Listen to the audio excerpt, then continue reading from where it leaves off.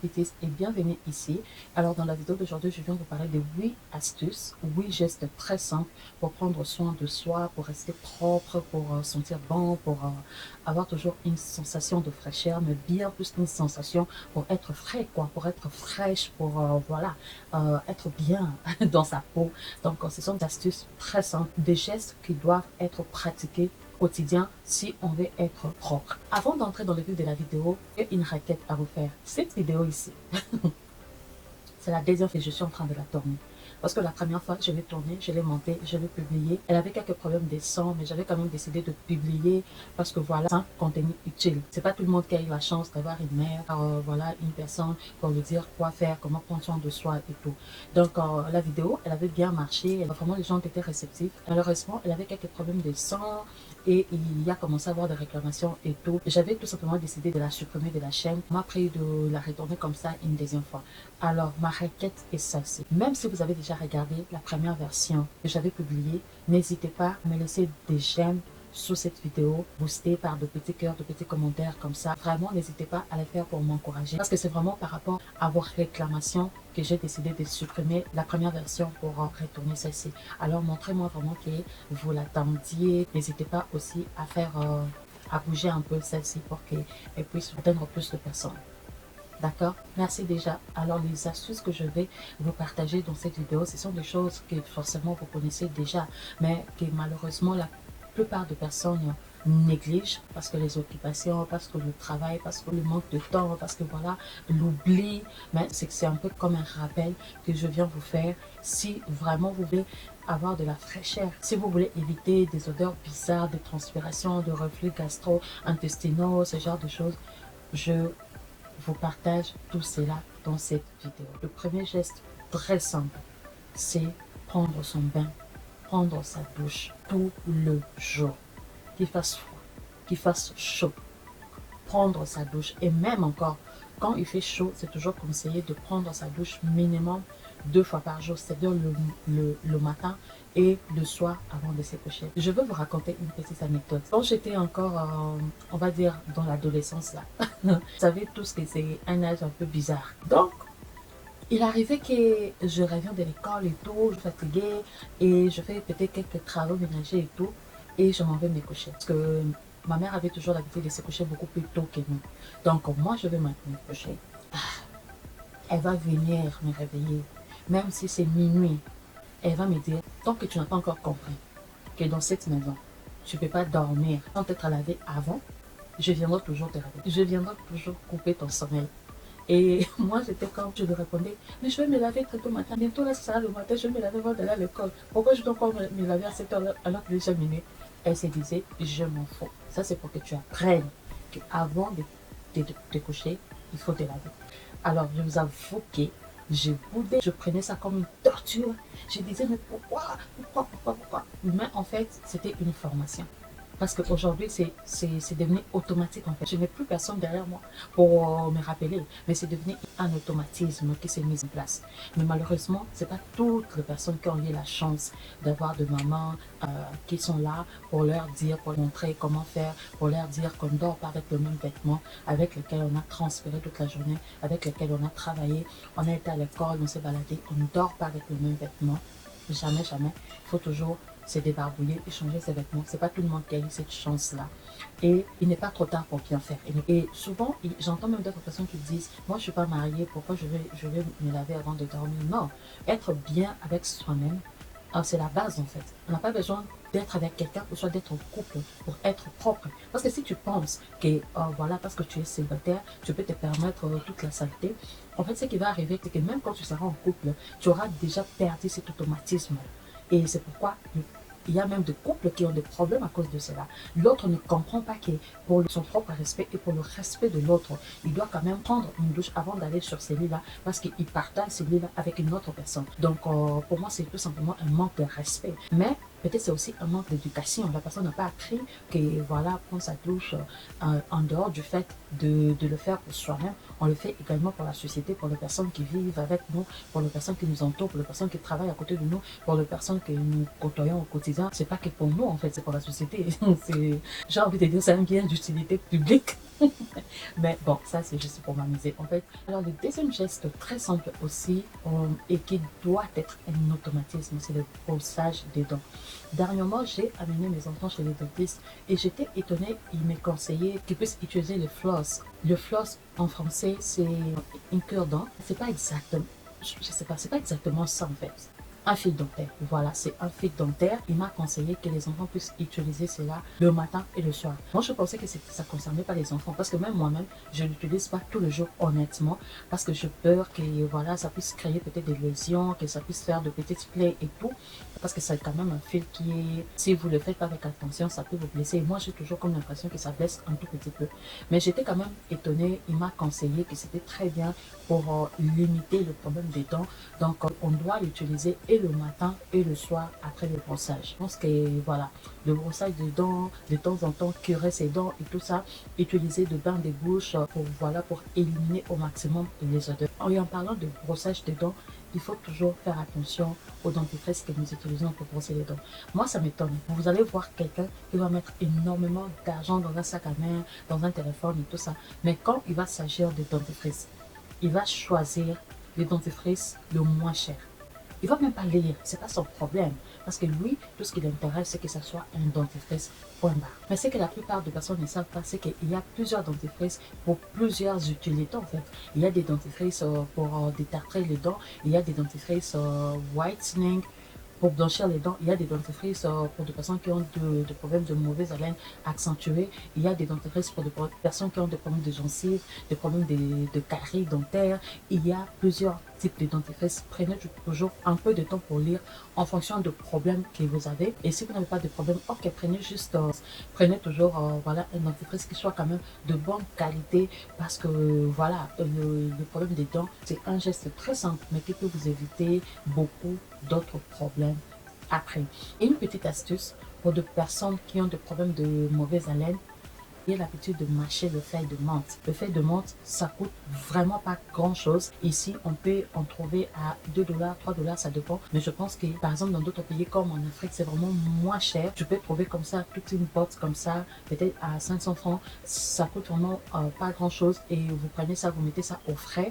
Ou soit vous pouvez même le congeler, soit juste le mettre au frais et mâcher chaque matin et chaque soir après votre brossage. C'est une astuce qui est très efficace pour soigner le problème des dents, de mauvaise haleine, ce genre de choses. Et en deuxième position, quelque chose qui peut aussi vous aider, c'est le clou de girofle. Alors, les clous de girofle sont très bien pour soigner les caries, pour soigner le problème de mauvaise haleine. Vous n'avalez pas, vous le mâchez juste, vous le tournez un peu dans la bouche, vous le mâchez et vous le crachez et c'est bon. Et n'hésitez pas, si vous avez vraiment des problèmes à ce niveau-là, de voir un dentiste. Vous savez, parfois il y a des gens comme ça qui ont des problèmes de mauvaise haleine et on parle derrière leur dos alors que c'est pas un problème hygiénique en fait. C'est pas parce que la personne ne brosse pas ou bien ne se brosse pas bien, la personne peut avoir une hygiène buccale qui est correcte. Le problème peut être à un autre niveau. Parce que quand vous avez aussi des problèmes gastriques, ça peut faire de reflux et voilà, ça peut aussi occasionner de problèmes de mauvaise haleine. Donc, toutes les mauvaises haleines ne sont pas toujours liées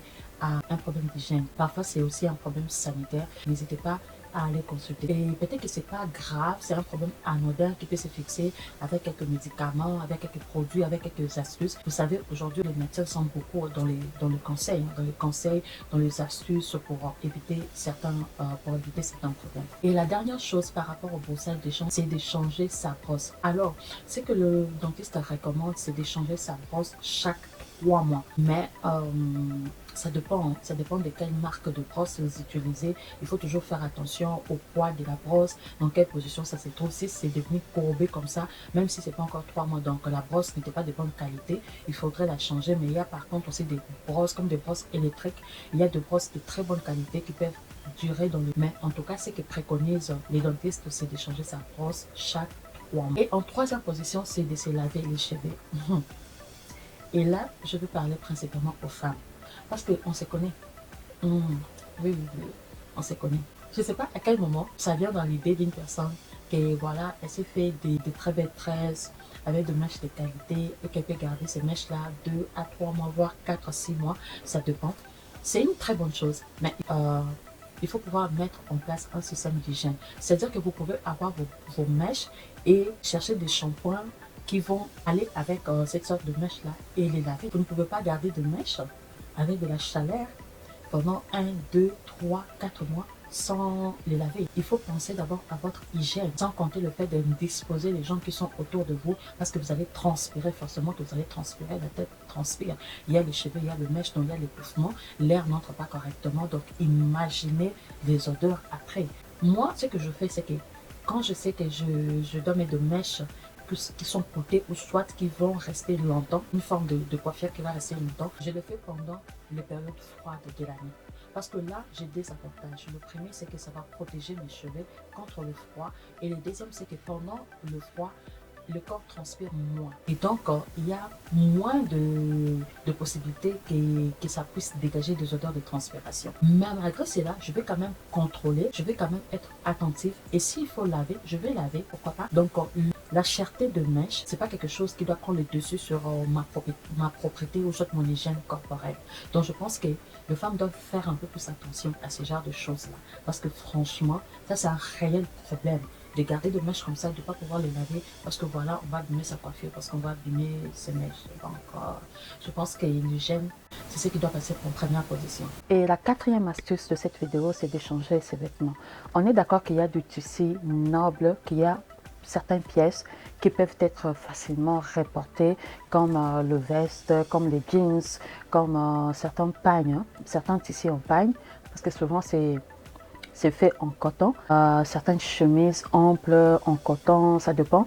De la même manière, on est aussi d'accord qu'il y a des tissus qui ne peuvent pas être reportés plusieurs fois, comme certains tissus en soie, certains tissus en polyester, ce genre de choses. Certaines pièces comme des sous-vêtements, ce sont des choses qui ne doivent pas être reportées jamais. C'est une seule fois qu'on a porté, ça va dans la bassine pour être lavé. Il y a des pièces aussi qui sont vraiment près du corps, qui ne doivent pas être reportées. Bref, on doit vraiment faire attention parce que je sais qu'il y a des gens qui pensent que voilà, nettoyer ses vêtements fréquemment, c'est comme voilà, gaspiller de l'eau, gaspiller son temps. Je pense qu'ils ont raison pour certaines pièces de nos garde-robes, mais pour d'autres, il faut porter une seule fois et ensuite les changer. Parce que ça c'est quelque chose qui va aussi jouer sur notre odeur corporelle, sur notre propreté. Ça va vraiment jouer. Donc, c'est quelque chose à laquelle il faut tirer un peu attention. Et la cinquième astuce, ou soit le cinquième geste de cette vidéo, c'est de prendre soin de ses pieds. Je vous ai même fait une vidéo vite fait où je vous montre un bain de pied très efficace qui traite des odeurs, qui traite des problèmes de peau dure, traite tout ça là. Je vous laisserai le lien ici. C'est une petite vidéo mais qui est très efficace où je vous montre la recette de ce masque là que j'utilise et quelques produits que j'utilise pour mes pieds. Il faut savoir que le pied peut sentir, hein, même sentir très mal. Alors que si vous avez instauré une petite routine où vous faites un bain de pied, même si c'est juste une fois par semaine ou bien une fois toutes les 2 semaines, où vous prenez le temps de tremper vos pieds avec un peu d'eau tiède et du sel. Si vous n'avez pas d'autre chose que je montre dans cette vidéo là, utilisez seulement du sel, le gros sel là de la cuisine là, ou même le sel des tables, mais je vous conseillerais le sel que vous voyez de la cuisine là. C'est quelque chose de magique, ça fait de merveilles à beaucoup de niveaux sur notre corps. Mais en parlant de pied, vous prenez juste une poignée de sel et vous versez dans de l'eau tiède et vous attendez que ça puisse voilà, dissoudre et ensuite vous déposez vos pieds. Vous vous assurez quand même que l'eau reste tiède, donc n'hésitez pas à rajouter un peu d'eau chaude pour que ça soit tiède et vous trempez vos pieds pendant 10 à 20 minutes ou même 30 minutes, ça dépend du problème que vous avez, et ensuite vous rincez bien vos pieds, vous appliquez votre lotion. Si vous faites ça régulièrement, même si vous avez des problèmes d'odeur de pied, ça va partir. Si vous avez certaines affections, ça va partir. Mais si vous avez vraiment des problèmes graves comme de petites plaies entre les orteils, souvent c'est toujours lié à un problème de santé. Donc n'hésitez pas à consulter, n'hésitez pas à avoir un médecin. Ne gardez pas ce genre de choses-là pour vous parce que ça ne se voit pas. Vous portez juste vos chaussures, vous rajoutez de l'humidité, donc le risque d'infection, tout ça là. N'hésitez pas à aller consulter pour qu'on voie si vous avez un problème à ce niveau-là. Mais du point de vue hygiène, ça c'est une astuce que je recommanderais. Sauf si vous avez peut-être des problèmes d'hypertension, si vous avez des plaies ouvertes, évitez de faire ça. Mais en tout cas, pour la plupart des personnes, c'est quelque chose qui marche très bien. Il faut juste savoir quel problème de santé que vous avez et qu'est-ce que vous êtes autorisé à faire et à ne pas faire. Et ça, il n'y a que votre médecin qui peut vous le dire. Et le sixième geste de cette vidéo, ça va être le rasage. Alors, c'est vrai que les rasages, c'est pas pour tout le monde. On est d'accord. Moi-même, la première. Pourquoi? Parce que je suis très allergique. J'ai une peau qui est très allergique au rasoir et tout ce qui va avec. Je suis encore en train de tester certains produits. Je vous ferai toute une vidéo détaillée sur le rasage, les produits que j'utilise, les astuces que j'utilise pour que je n'aille pas après de problèmes de poils incarnés, de problèmes de boutons, voilà, de petites plaies qui s'infectent après. Il y a d'autres méthodes que je vais prendre vraiment le temps de vous détailler dans cette vidéo là. Mais ce que je peux dire, c'est que trouvez la chose qui va marcher pour vous, parce que voilà, le poil, ça aide pour ne pas qu'il y ait voilà, la transpiration qui dégouline, mais en même temps aussi ça retient de mauvaises odeurs. Ça retient de mauvaises odeurs parce que ça retient la transpiration. Donc quand ça s'accumule, ça commence à sortir de mauvaises odeurs. Donc il faut pouvoir se raser. Quand je dis se raser, vous comprenez que c'est pas forcément avec les rasoirs, mais c'est une manière de dire qu'il diminue le poil, même si c'est en utilisant de petits ciseaux, même si c'est en utilisant de crèmes dépilatoire. Bref, il y a beaucoup de méthodes, mais de méthodes qui peuvent aider à réduire quand même le poil pour permettre que les gènes soient fluides. Donc, comme je dis, c'est une partie que je prendrai vraiment le temps de détailler dans une autre vidéo. En septième position de cette vidéo, je ne sais pas si c'est vraiment un geste, mais c'est quelque chose à laquelle on doit aussi tirer attention, c'est d'avoir de produits spécifiques pour chaque utilisation. Je parlais de brossage de dents, je parlais de la douche, du bain, de pied, je parle de rasage. Bref, il faut avoir de produits spécifiques pour chaque utilisation et pour chaque partie du corps. C'est très important. Souvent, on a l'habitude de, voilà, de tout mélanger juste, sauf si vous avez trouvé un produit gagnant. Un produit gagnant, c'est-à-dire que c'est un produit qui va marcher pour vos pieds, pour vos mains, pour votre visage, pour votre corps, pour vos vergetures, voilà. Mais dans la plupart des cas, je pense qu'on doit pouvoir trouver, je ne parle pas non plus d'avoir des panoplies de choses dans sa salle de bain, mais quand même, c'est pas pour rien que les gammes existent. Les gammes existent parce que ça traite de problèmes bien spécifiques et d'une manière bien spécifique aussi. Et en parlant de cela, c'est aussi important de préciser qu'il faut toujours faire attention aux produits qu'on utilise, parce que quand on utilise des produits qui sont agressifs pour la peau, des produits qui sont très chimiquement travaillés, ce qui va se passer, c'est que ces produits-là, au lieu de nous ôter de problèmes, ça va encore rajouter de problèmes que nous avons. Parlant de cela, je vais donner un petit exemple. Vous voyez les personnes qui se dépigmentent la peau, elles ont toujours des problèmes de forte transpiration et par conséquent de problèmes de fortes odeurs corporelles, parce que les produits qui sont utilisés dans les produits décapants sont tellement nocifs que ces produits-là vont aller fragiliser la barrière cutanée, donc par conséquent laisser la peau démunie de sa protection naturelle, une transpiration excessive, de fortes odeurs, voilà, de boutons, plein d'autres problèmes après. Il faut faire attention aux produits qu'on utilise et chercher des produits pour chaque utilisation ou chaque besoin qui se présente à nous. Et le huitième geste est le dernier de cette vidéo, mais avant cela, si vous êtes arrivé jusqu'à ce stade de la vidéo et que vous n'êtes pas encore abonné à la chaîne, abonnez-vous, cliquez sur le bouton s'abonner, activez la cloche pour ne pas manquer mes prochaines vidéos d'astuces, de DIY, de conseils bien-être, de motivation que je partage sur la chaîne. Parce que quand même, YouTube me dit que la plupart des personnes qui regardent mes vidéos ne sont pas abonnées. Je sais que parfois, c'est juste un oubli. Alors, checkez si vous n'êtes pas encore abonné. Abonnez-vous massivement.